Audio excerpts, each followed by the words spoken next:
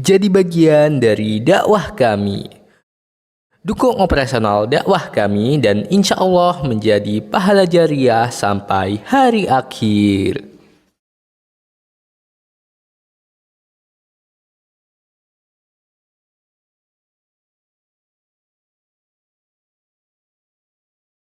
ذنوبكم ومن يطع الله ورسوله فقد فاز فوزا عظيما.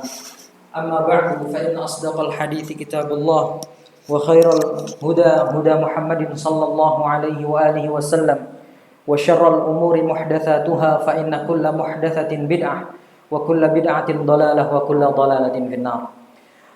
Ikhwana fiddin, a'azzani Allah wa iyyakum jami'a. Alhamdulillah, kita bersyukur kepada Allah Subhanahu wa taala atas kesempatan yang telah diberikan kepada kita semua sehingga pada malam yang berbahagia ini kita bisa berkumpul di tempat yang mulia ini dalam rangka untuk bertaqarrub ilallah, beribadah kepada Allah Subhanahu wa taala dengan syariat-syariatnya. Dan insyaallah kita akan melanjutkan kajian kitab yang dikarang oleh Al-Imam Al-Bukhari, kitab Al-Adabul Mufrad, dan ini akan menjadi kajian yang tercepat ya, karena bentar lagi Isya selesai ya. Isya selesai.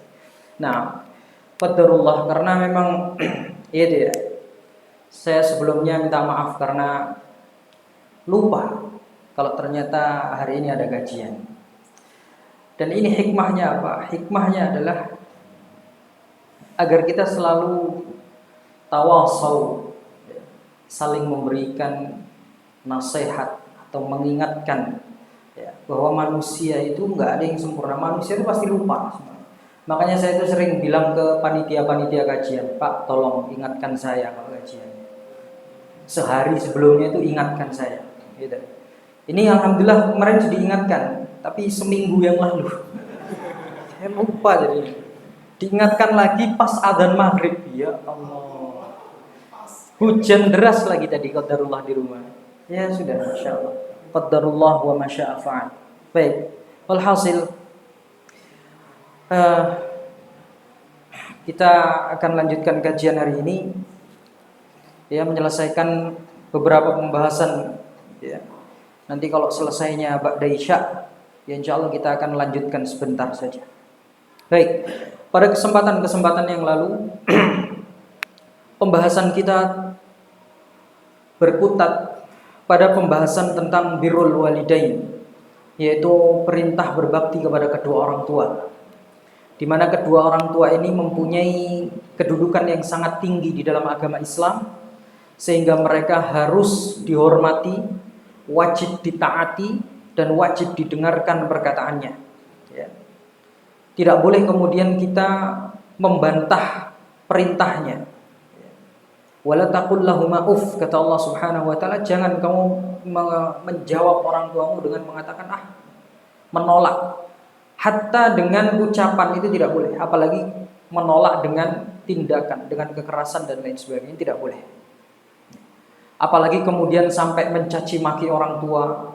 Ini na'udzubillah. Dan sekarang ironinya adalah banyak di kalangan manusia yang lebih disayangkan lagi umat Islam ya, yang mereka ini begitu berani kepada kedua orang tuanya, tidak menghormati kedua orang tuanya. Bahkan ada anak, berita itu anak yang menggugat orang tuanya ya, karena masalah warisan, pembagian harta dan lain sebagainya. Waliyadzubillah, ini na'udzubillah, seperti ini tidak pantas dilakukan oleh kaum muslimin, dan ini bukan merupakan akhlak orang Islam ya.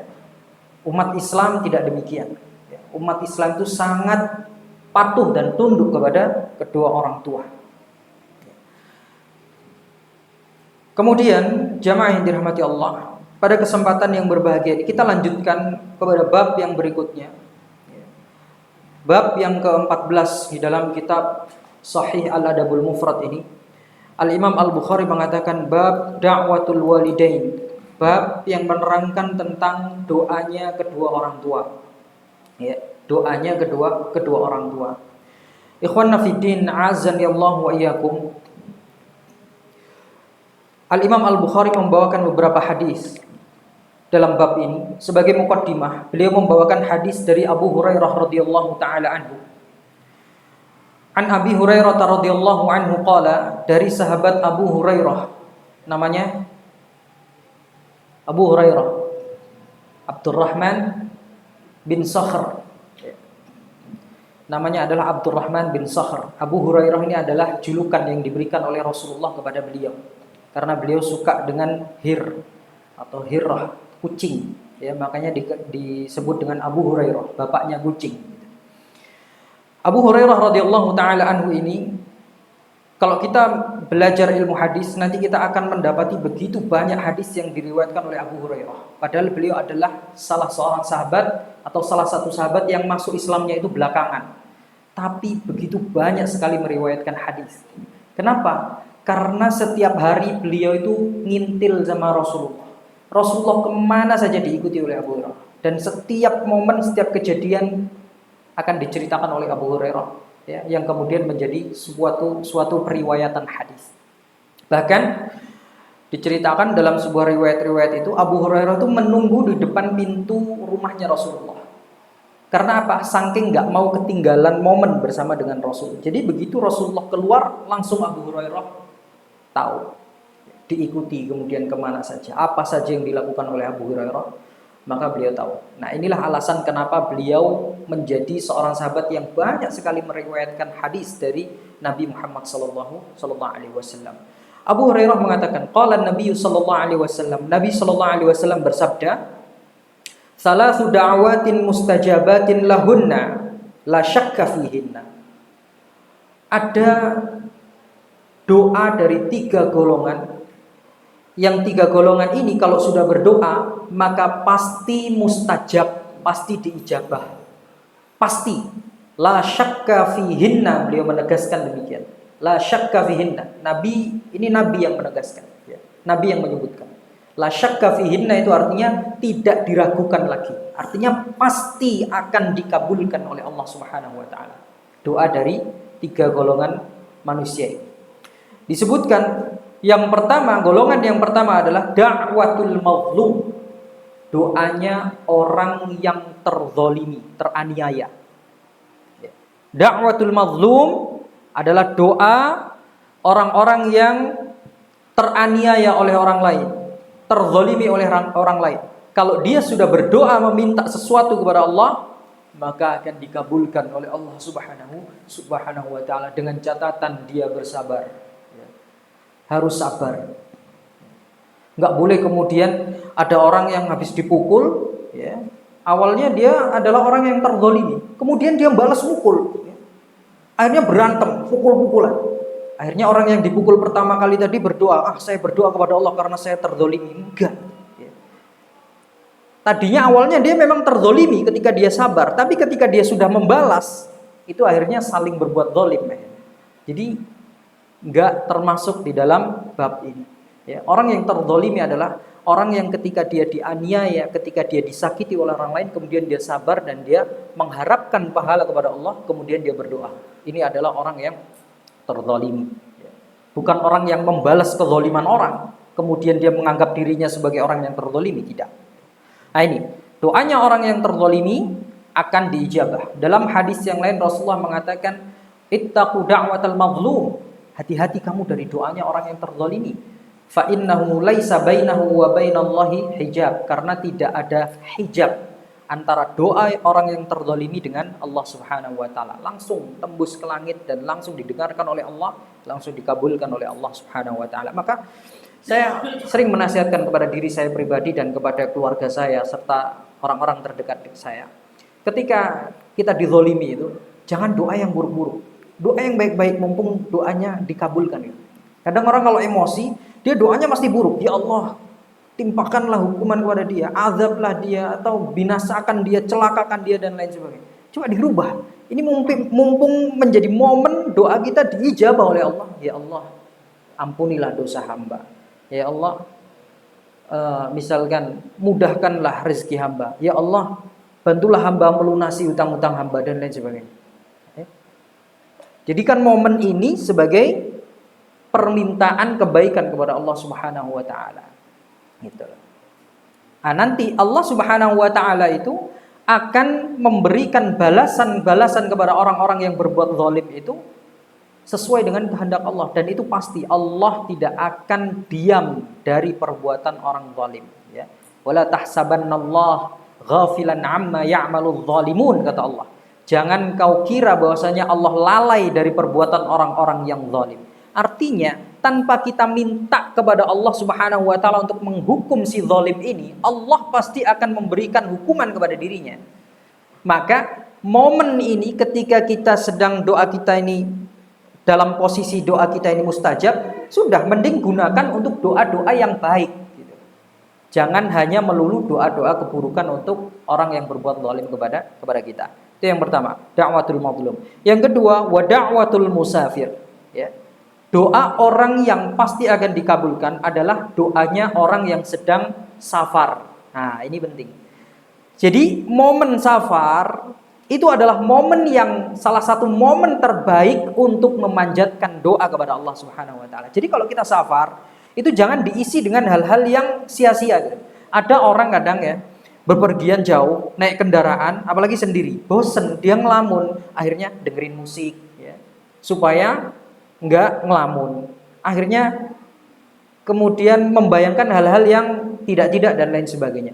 Daripada diisi dengan hal-hal seperti itu, ucapkan doa dari mulut kita. Rabbana atina fid dunya hasanah wa fil akhirati hasanah wa qina adzabannar. Doa untuk kedua orang tua, Rabbighfirli wa liwalidayya warhamhuma kama rabbayani shaghira. Ya. Rabbana zalamna anfusana wa illam taghfir lana wa tarhamna lanakunanna minal khasirin. Ini adalah momen kita ini sedang berada pada momen di mana Allah akan mengabulkan doa-doa kita, permohonan kita, ya. Maka gunakan kesempatan ini untuk memanjatkan doa-doa yang baik, doa-doa yang banyak. Jadi jangan cuman safarnya itu diisi dengan ngobrol atau hal-hal yang tidak penting dan lain sebagainya. Sangat disayangkan. Kasihan sekali kalau orang yang sedang dalam posisi di mana doa itu dikabulkan, justru dia isi dengan hal-hal yang sia-sia. Ini yang kedua. Nah, yang ketiga, doanya orang yang pasti dikabulkan adalah wa da'watul walidaini ala waladihima. Doanya orang tua kepada anaknya. Doanya kedua orang tua kepada anaknya ini adalah mustajab.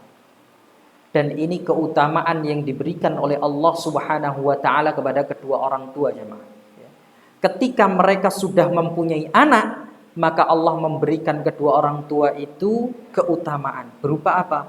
Doa yang mustajab bagi anaknya. Maka kita yang sudah berkeluarga, yang sudah punya anak, sering-sering mendoakan anak itu dengan kebaikan. Karena apa, jemaah? Karena ternyata ini yang perlu diperhatikan, ya. Doa yang dikabulkan oleh Allah Subhanahu wa taala dari orang tua kepada anaknya itu bukan hanya doa kebaikan saja.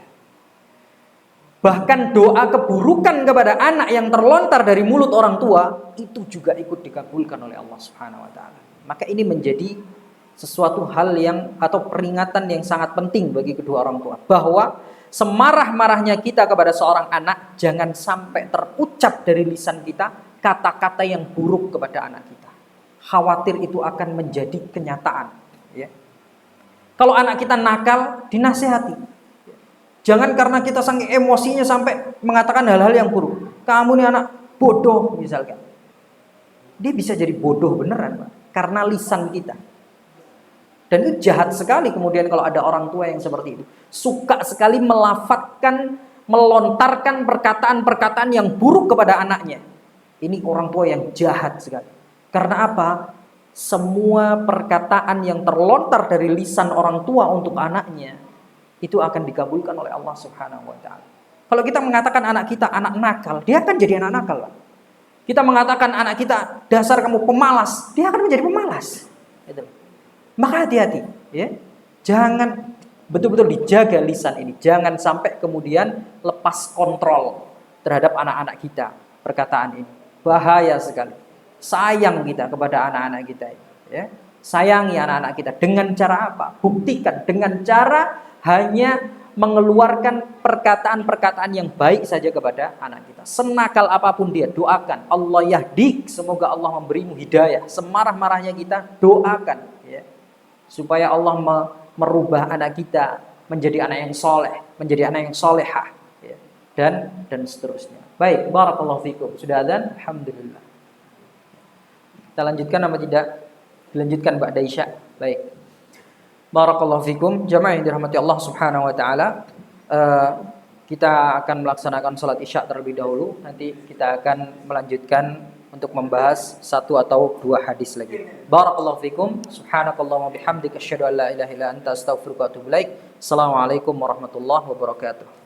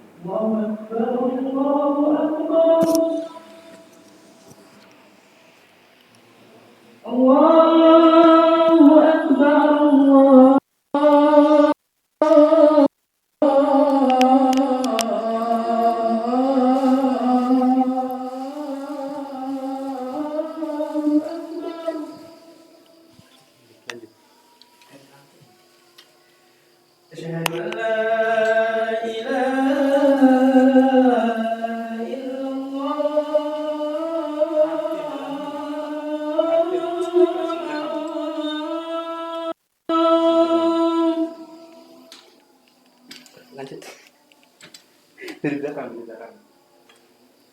Asyhadu an la ilaha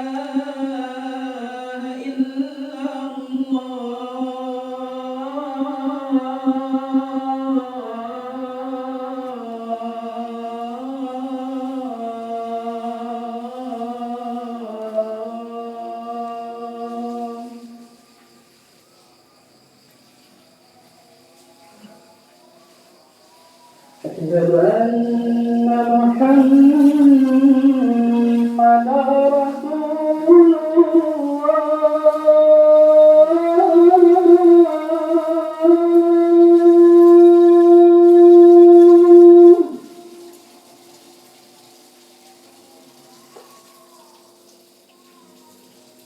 أشهد أن محمدا رسول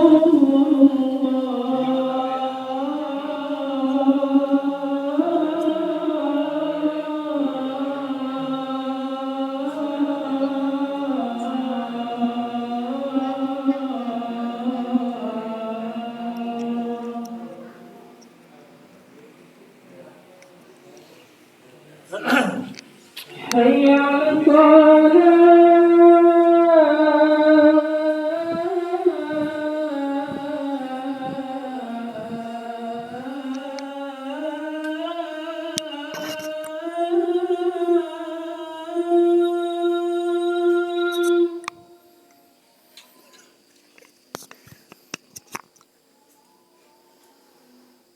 حي على الصلاة.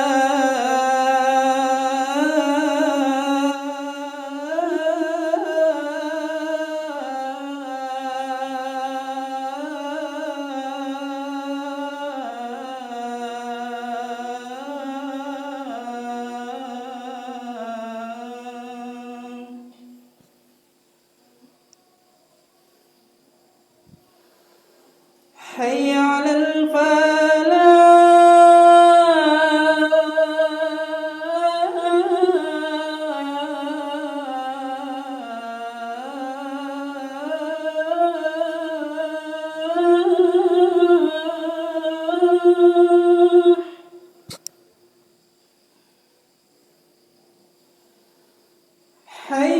على الفلاح.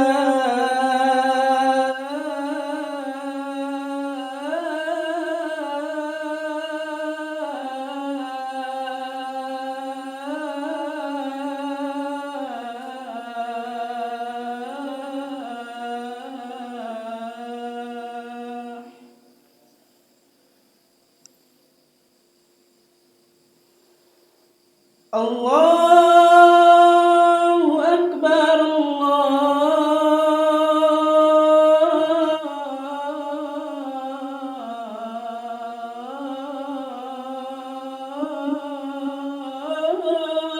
أكبر.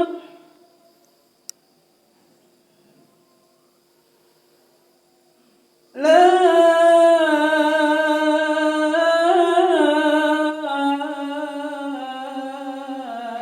إله إلا الله.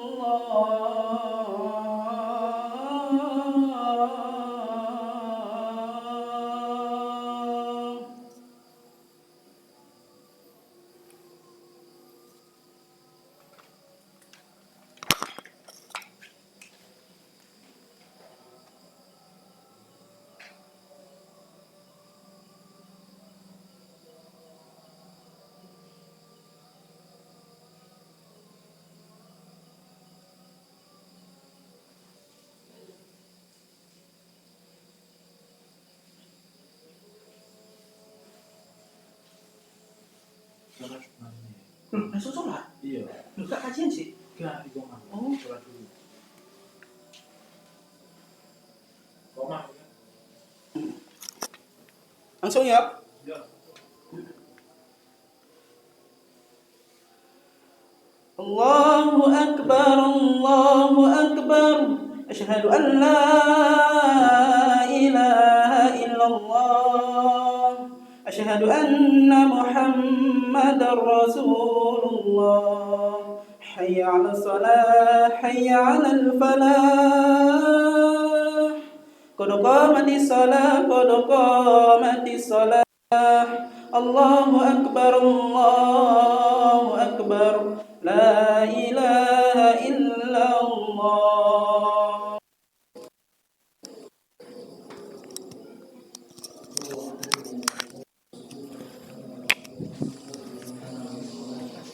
Lurus dan rapatkan shaf untuk kesempurnaan salat.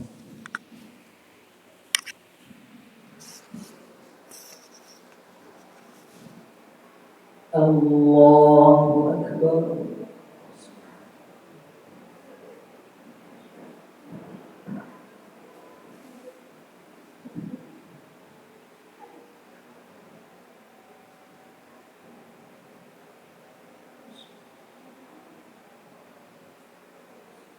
Alhamdulillahi Rabbil Alamin. Ar-Rahmanir Rahim, Maliki Yawmiddin. Iyyaka na'budu wa iyyaka nasta'in. Ihdinas siratal mustaqim. Siratal ladzina an'amta 'alaihim ghairil maghdubi alaihim waladdallin.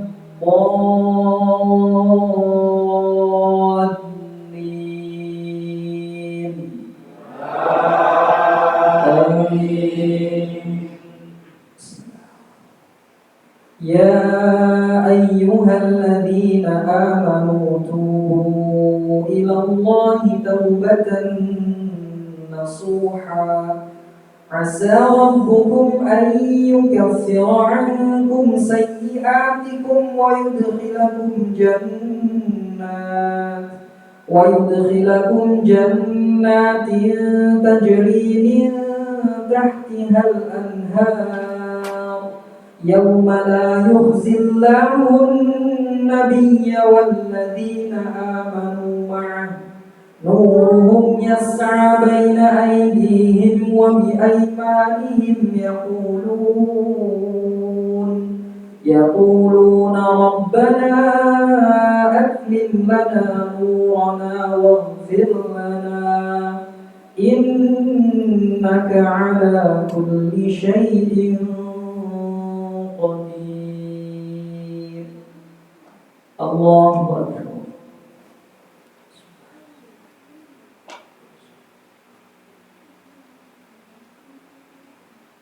سمع الله لمن حمده.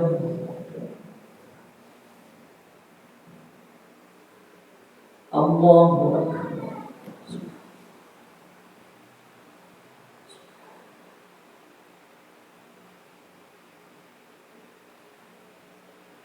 الله أكبر.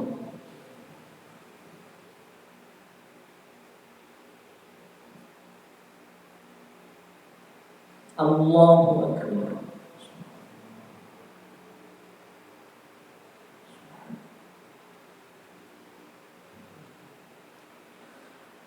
الله أكبر.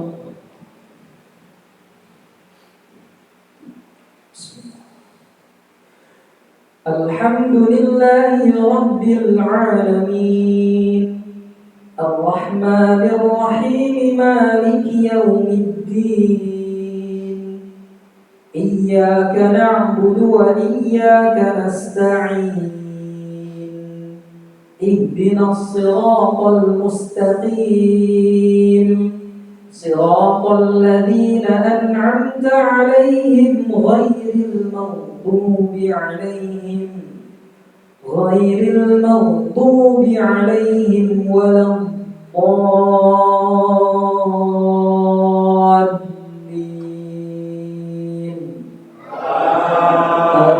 آمين. يا أيها الذين آمنوا اتقوا الله ولتنظر نفس ما قدمت لغد واتقوا الله إن الله خبير بما تعملون. ولا تكونوا كالذين نسوا الله فأنساهم أنفسهم أولئك هم الفاسقون. لا يستوي أصحاب النار وأصحاب الجنة أصحاب الجنة هم الفائزون. الله أكبر.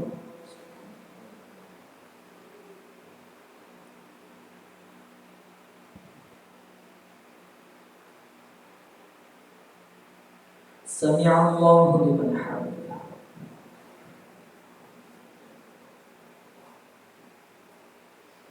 الله أكبر.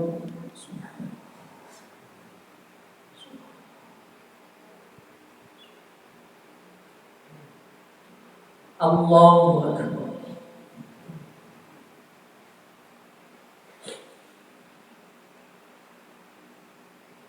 الله أكبر.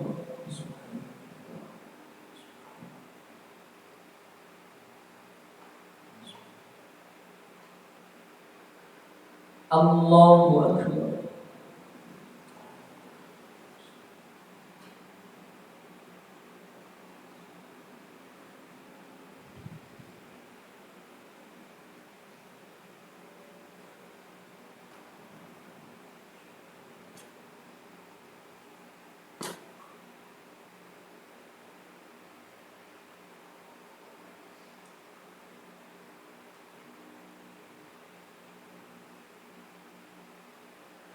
الله أكبر.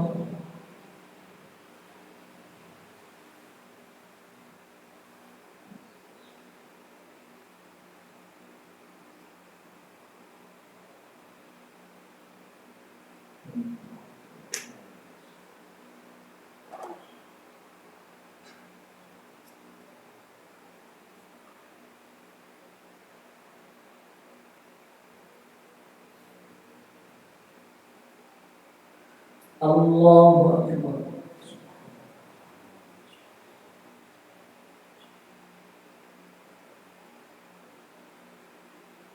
سمع الله لمن حمده.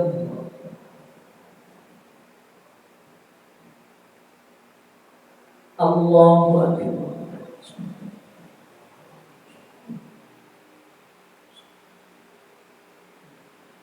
Allahu Akbar.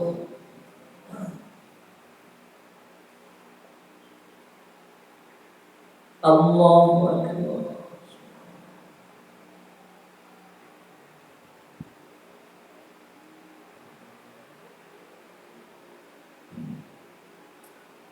Allahu Akbar.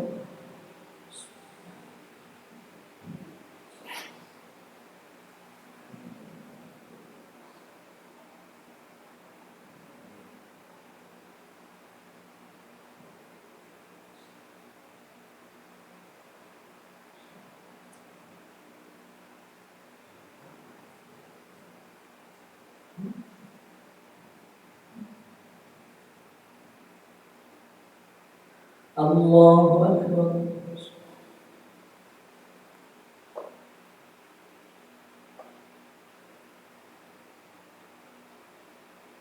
Sami'a Allahu liman hamidah.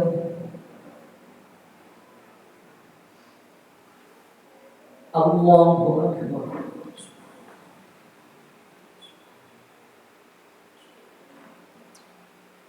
Allahu Akbar.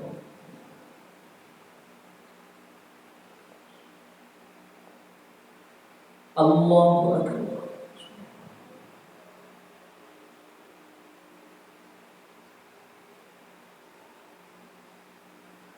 Allahu Akbar.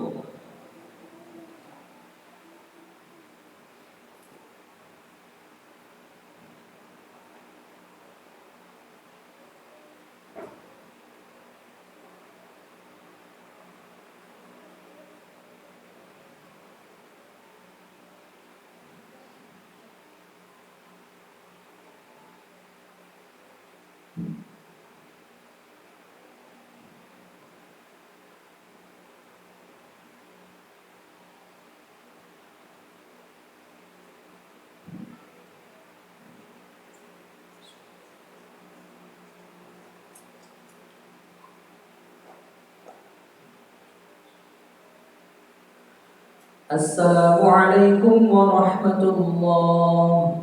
Assalamualaikum warahmatullah. Astagfirullah. Astagfirullah.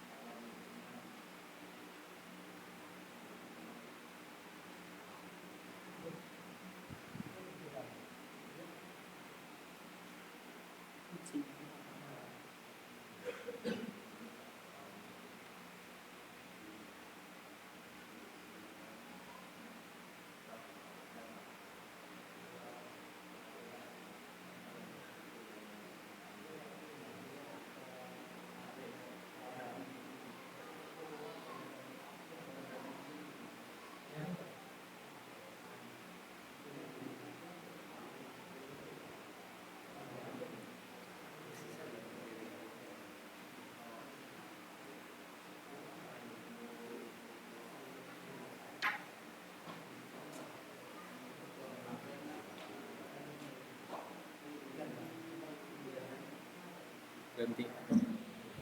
Pakai nisik betul.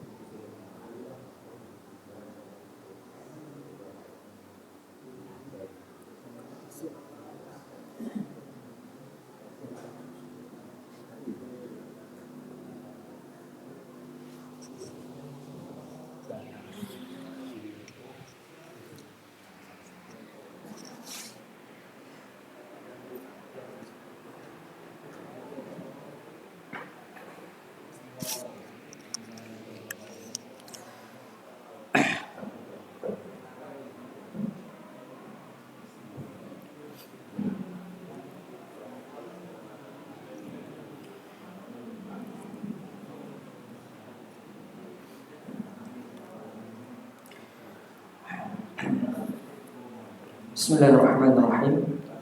Assalamualaikum warahmatullahi wabarakatuh.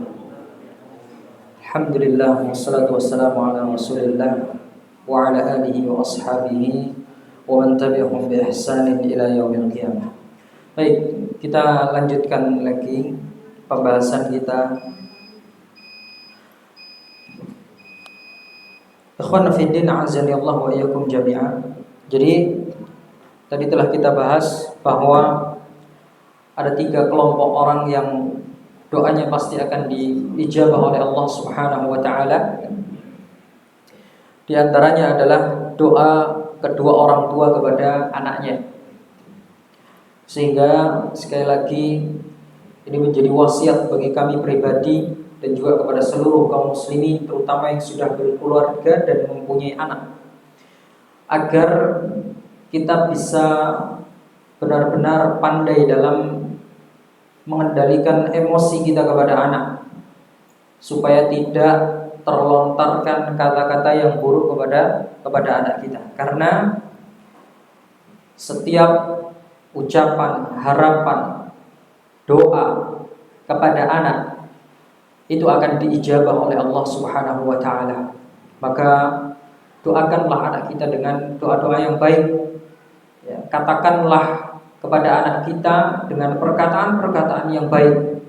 Jangan kemudian kekecewaan kita nantinya akan membuat kita menyesal selama-lamanya, yaitu pada saat kita tidak bisa mengontrol emosi kita, kemudian kita ucapkan perkataan-perkataan yang buruk terhadap anak. Bisa jadi anak-anak yang sekarang ini nakal-nakal itu karena akibat perkataan dari orang tuanya.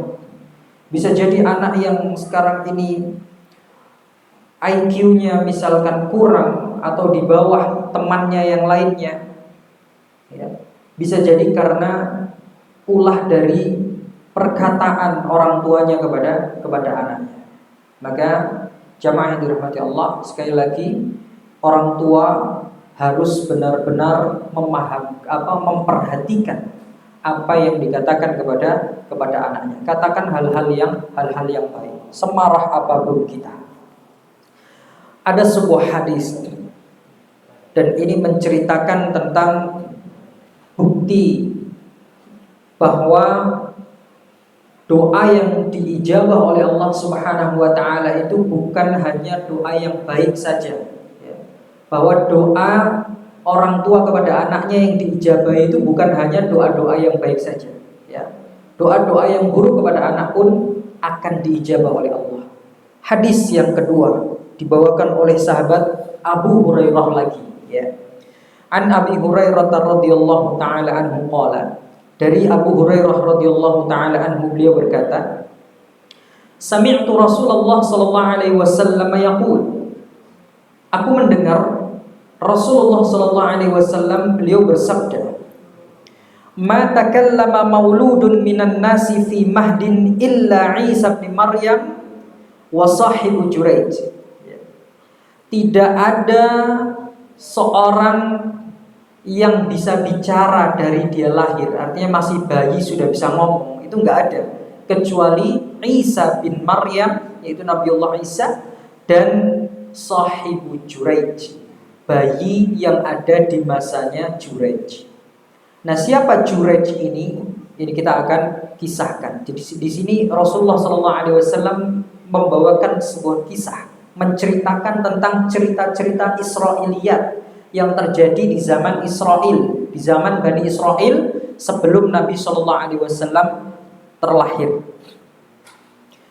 Qila, para sahabat Nabi SAW bertanya kepada Nabi, "Ya Nabi Allah, wahai Nabi, siapa wa ma sahibu Juraij? Siapa bayi yang ada di zamannya Juraij itu?" Kalau Isa semua orang sudah tahu, ya, Isa bin Maryam semua orang sudah tahu, tapi Juraij ini siapa? Dan bayi yang ada di zamannya itu, kenapa kok dia bisa bicara dan apa yang dia bicarakan? Ini yang diceritakan. Beliau kemudian mengatakan, fa inna Juraijan kana rajulan rahiban fi sauma'atin lahu. Juraij adalah nama seseorang yang dia ini adalah ahli ibadah, rahib. Rahib itu adalah sebutan bagi ahli ibadah. Ahli ibadahnya orang Yahudi. Ini rahib namanya. Ya. Kalau orang Nasrani biasanya kita kenal sebagai pendeta. Ya. Kalau rahib ini adalah ahli ibadahnya orang Yahudi. Juraij ini adalah ahli ibadah dan dia mempunyai tempat ibadah yang khusus. Ya. Punya gubuk. Gubuknya ini memang dia buat khusus untuk beribadah. Dan gubuknya ini jauh dari kerumunan manusia. Karena apa tujuannya? Supaya dia bisa fokus beribadah tanpa terganggu dengan aktivitas-aktivitas manusia pada saat itu, yang rata-rata manusia pada saat itu berbuat keburukan. Ya. Jadi dia nggak ingin terganggu oleh aktivitas-aktivitas yang buruk yang dilakukan oleh manusia, sehingga dia membuat gubuk yang jauh di tengah hutan, jauh dari kerumunan orang, ya, dari keramaian orang, supaya dia bisa fokus untuk bermunajat, hanya berdua-duaan dengan Allah Subhanahu wa taala saja. Wa kana ra'iya baqarin ya'wi ila asfali sauma'atihi. Dan pada saat itu atau kebiasaannya, ya, di bawah gubuknya Juraij. Jadi gubuknya Juraij itu di atas dua atau di atas tiang, ya. Jadi bukan di bawah, di atas tanah itu enggak, tapi ada tiangnya sehingga gubuknya itu posisinya di atas, disangga oleh beberapa tiang. Nah, di bawah gubuknya Juraij itu biasanya ada penggembala sapi yang dia berteduh di situ sambil menggembala sapinya, dilepaskan begitu saja, kemudian dia sambil menunggu, sambil berteduh di bawah tempat ibadahnya si Juraij itu. Wa kanat imra'atun min ahli al-qaryah takhtalifu ila ar-ra'i. Ya. Kemudian diceritakan dalam sebuah riwayat, ada seorang wanita itu yang ingin menggoda si Juraij. Jadi dia ingin ngetes si Juraij ini seberapa kuatnya keimanan dia kepada Allah Subhanahu wa taala. Akhirnya wanita ini suatu ketika datang kepada Juraij, mengganggu Juraij. Dia menggunakan baju-baju yang seksi, terbuka dan lain sebagainya untuk mengganggu keimanannya si Juraij. Tapi Juraij tidak bergeming sama sekali. Dia tetap kokoh di atas keimanannya kepada Allah dan dia tetap fokus beribadah. Wanita ini merasa putus asa. Dia mengatakan, kalau saya mengganggu langsung, menggoda si Juraij secara langsung, maka tidak akan berhasil. Hanya dia cari cara. Bagaimana caranya? Nah, kebetulan dia melihat ada peluang di situ. Di bawah gubuknya si Juraij ada penggembala sapi itu tadi. Akhirnya wanita ini dia bermain dalam tanda kutip dengan si penggembala sapi ini, sampai kemudian akhirnya dia hamil dan seterusnya. Nah, suatu hari Dikatakan oleh Rasulullah SAW, fa'atat ummuhu yauman, suatu hari ibunya si Jurej ini butuh kepada Jurej. Dia lagi butuh sama pertolongannya Jurej. Ya. Kemudian datanglah ibunya ke tempat gubuk, tempat peribadatannya si Jurej itu tadi. Ya. Nah, faqalat, kemudian ibunya memanggil, ya Jurej, wahai Jurej, wa huwa yusalli. Pada saat itu Jurej dalam kondisi sedang sholat. Sedang sholat dipanggil ibunya, wahai Jurej. Faqala fi nafsih. Akhirnya panggilan dari ibunya tadi membuat Jurej ini tidak khusyuk. Akhirnya dia mengatakan, berdiskusi dengan dirinya sendiri di dalam hatinya. Dia mengatakan, ummi wa sholati. Ini mana yang aku dulukan? Aku harus mendahulukan ibuku atau sholatku? Dia tahu berbakti kepada kedua orang tua itu wajib, tapi di sisi lain dia sedang sholat. Akhirnya dia bingung, ummi wa sholati, ibuku atau sholatku, yang mana yang harus aku dahulukan? Akhirnya fara'a ayyukhira sholatahu. Kemudian dia lebih memilih, ya sudah, saya teruskan saja sholatnya, ya. Saya teruskan saja sholat saya. Ibunya tidak digubris. Tsumma sarahat bihi tsaniyah. Kemudian ibunya ini memanggil untuk yang kedua kali dengan suara yang lebih keras, ya. Ya Jurej, teriak ibunya, wahai Jurej.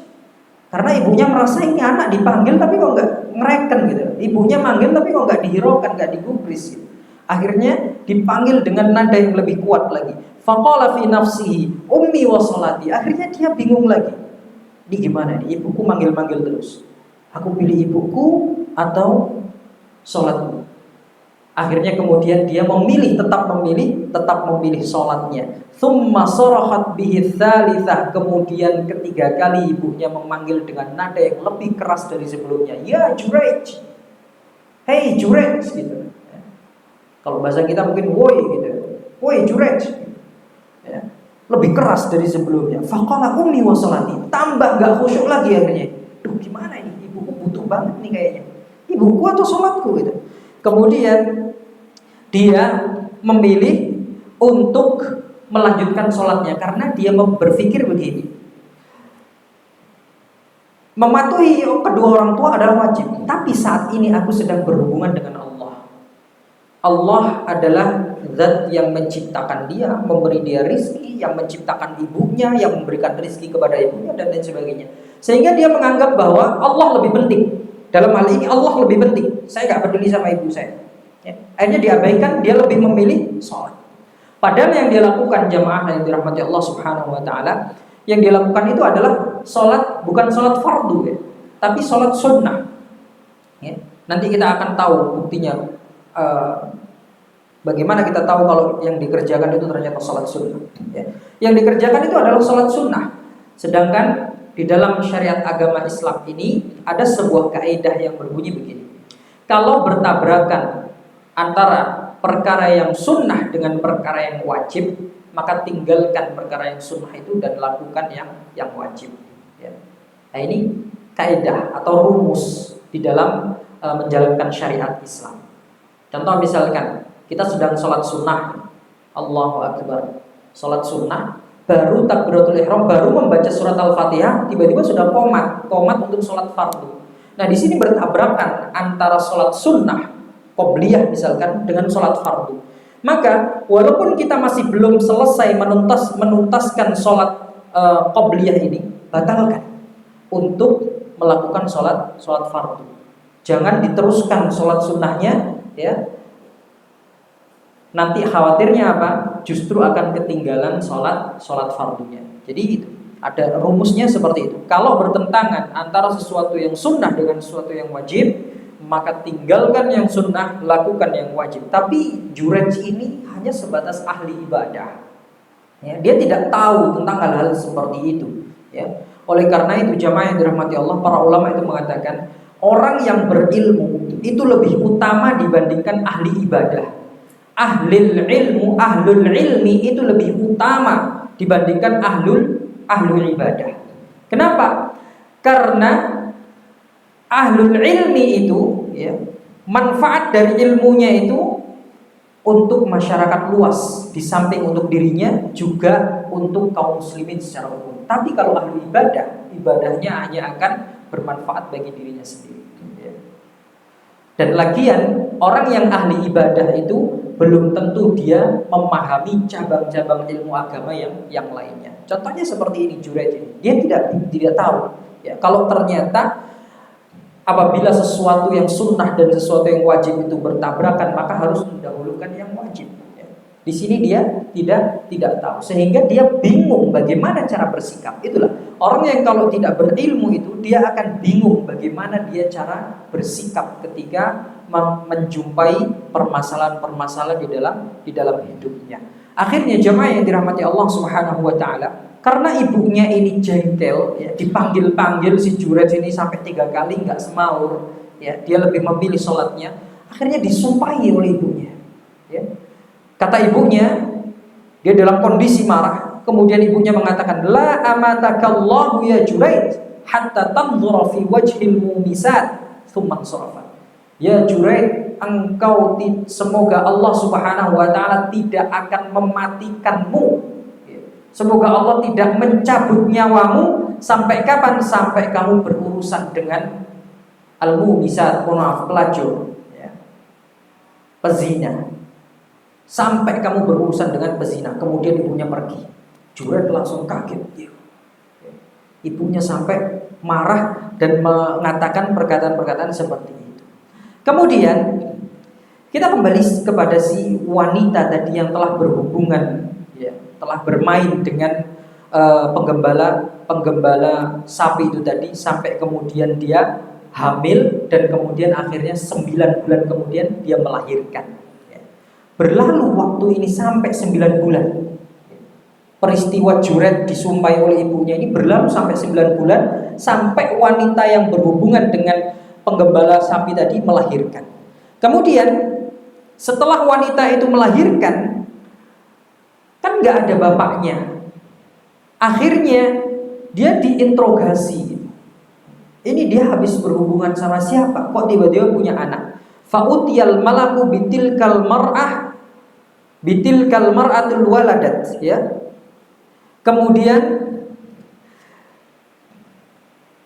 wanita yang telah berzina ini tadi, dia dibawa kepada penguasa pada saat itu, ya, kepada raja, ya. Dan akhirnya diinterogasi, dilaporkan. Ada yang melaporkan wanita ini kepada sang raja. Akhirnya dia dibawa ke hadapan raja. Faqala mimman, raja mengatakan, ini anaknya siapa? Bapaknya anak ini siapa? Kok tiba-tiba kau punya anak? Ini anaknya siapa? Bapaknya siapa ini? Qalat, kemudian wanita ini dengan entengnya dia menjawab, min Juraij, ini anak Juraij. Hasil saya berhubungan dengan Juraij. Faqala, kemudian raja mengatakan, as-sahibus sawma, ya. Apakah Juraij yang punya gubuk di tengah-tengah hutan itu, ahli ibadah itu? Jadi rupanya si Juraij ini memang sudah terkenal. Dia dikenal sebagai rahib ahli ibadah yang suka menyendiri di tempat ibadahnya, dan dia menghabiskan waktunya untuk ibadah. Semua orang kenal dia, bahkan raja pun kenal. Sehingga raja ini mengkonfirmasi, apakah Juraij yang itu? Maka wanita ini mengatakan, qalat, iya Juraij yang itu. Maka raja pun tidak habis pikir, tidak percaya dia. Masa Juraij yang kita kenal sebagai ahli ibadah itu berani melakukan hal-hal yang tercela seperti ini. Kemudian raja mengatakan, ihdamu sawma'atahu, hancurkan gubuknya, hancurkan musolanya itu, summan tuliqa bihi. Kemudian dilaksanakanlah perintah raja ini, dihancurkan itu gubuknya, musolanya, dan si Juraij ini dibawa kepada sang raja. Ketika dibawa kepada raja, ya, dia diiring-iringi, ya. Famarra bihi 'alal mumisat fara'ahunna fatabassama. Kemudian ketika di tengah jalan, kan dia diarak gitu ya, diarak sama pasukan raja itu, sama tentara raja.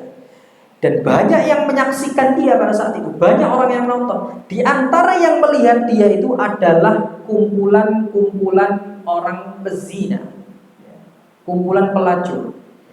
Dan dia tahu itu. Dia melihat ke arah wanita-wanita tersebut, kemudian dia tersenyum. Disenyumi wanita-wanita pelacur itu tadi. Dan dilihat oleh sang raja sikap dia itu yang tersenyum kepada wanita-wanita pelacur tadi itu. Kemudian faqala al-malik, raja pun bertanya, ma taz'umu hadhihi, apa pembelaanmu terhadap perkara ini, permasalahan ini? Maka Juraid pun heran, permasalahan apa? Aku harus memberikan pembelaan untuk masalah apa? Karena Juraid merasa tidak melakukan apapun gitu. Kemudian sang raja mengatakan, kamu telah berbuat zina dengan wanita ini dan dia telah melahirkan anak. Kemudian Juraid mengatakan, anti taz'umin. Juraid mengatakan kepada si wanita pelacur ini tadi, apakah kamu mengatakan demikian kepada sang raja? Apakah kamu mengatakan bahwa ini anakku? Kemudian wanita ini mengatakan, qalat na'am, iya, ini memang anak kita. Sudah, akui aja lah. Tapi Juraid nggak pernah melakukan itu. Kemudian Juraid mengatakan, aina hadha shaghir? Mana bayinya? Coba, saya ingin menggendong, saya ingin melihat. Kemudian manusia mengatakan, qalu huwa dha fi hujriha. Ini dia. Dia sedang ada di pangkuan wanita ini. Akhirnya fa'aqbala alaihi, diambil bayinya ini oleh Juraid.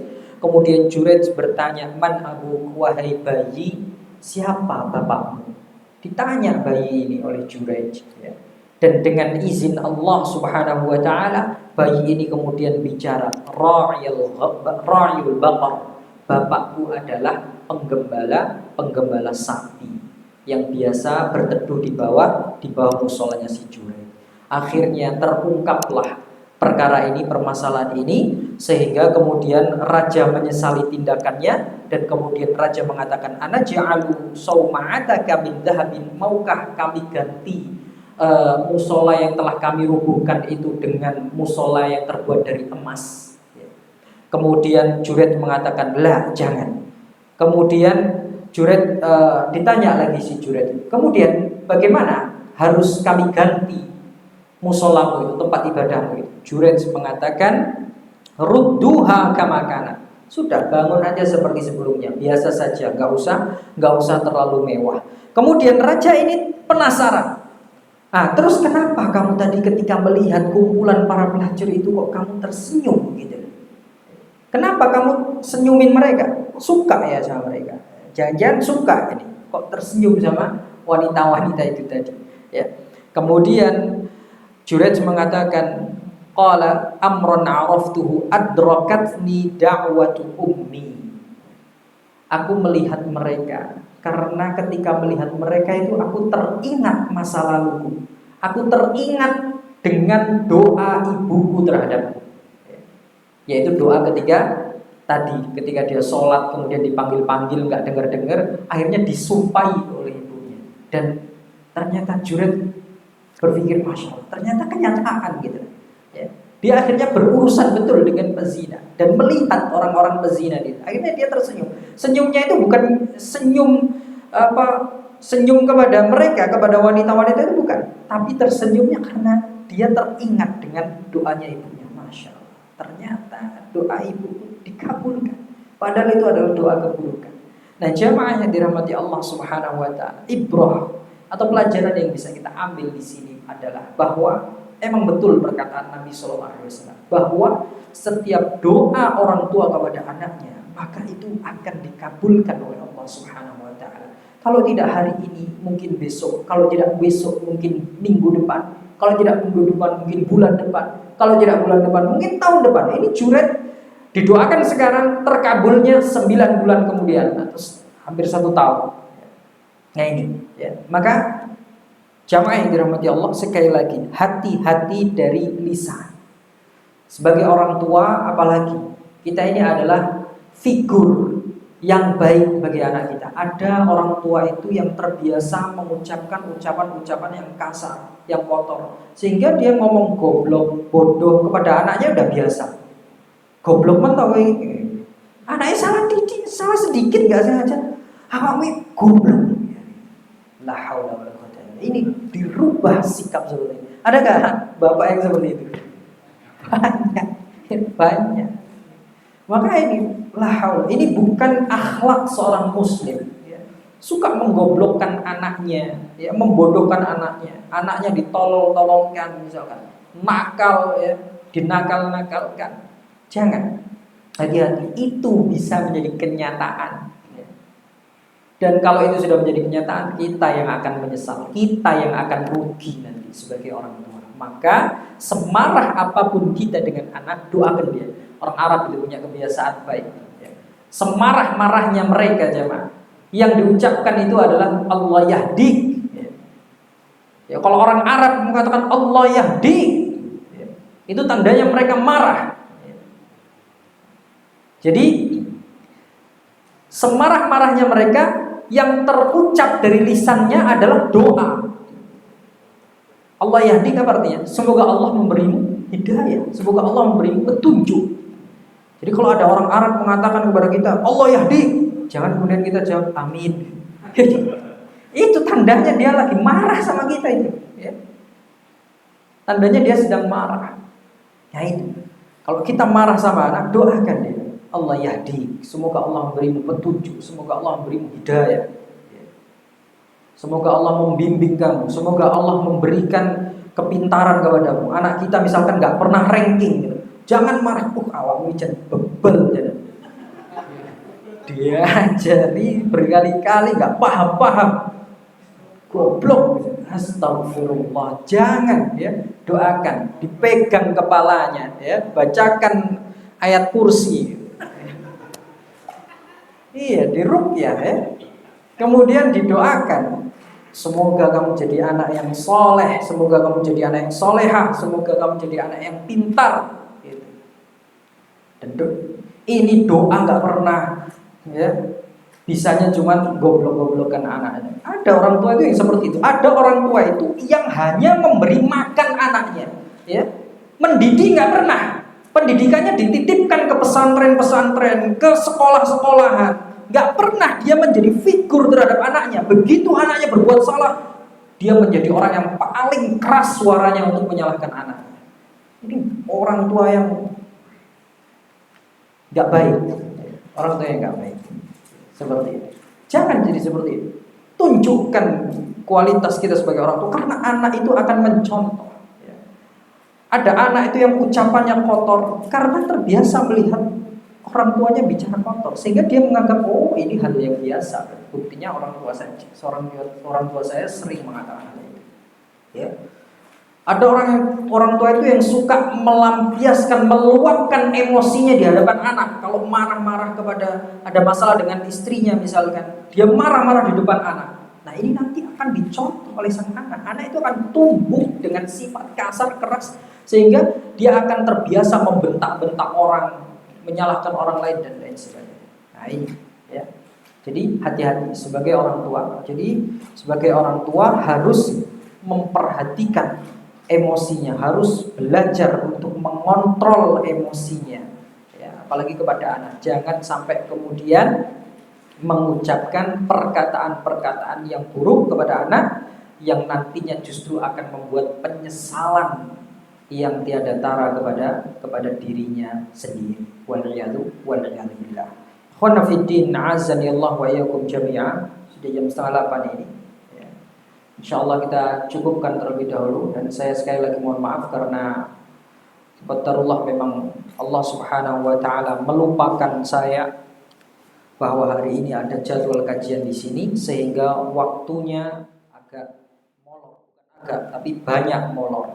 Semoga tidak terjadi di kemudian hari lagi, dan mungkin saya mau minta tolong kepada panitia. Ya, ini pembelajarannya. Jadi kalau kajian lagi sehari sebelumnya mengingatkannya. Ya. Jangan pas waktu maghrib waktunya kajian baru diingat.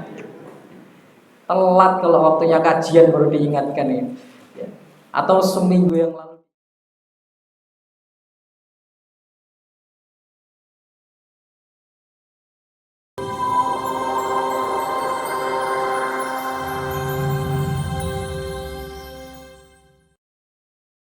jadi bagian dari dakwah kami.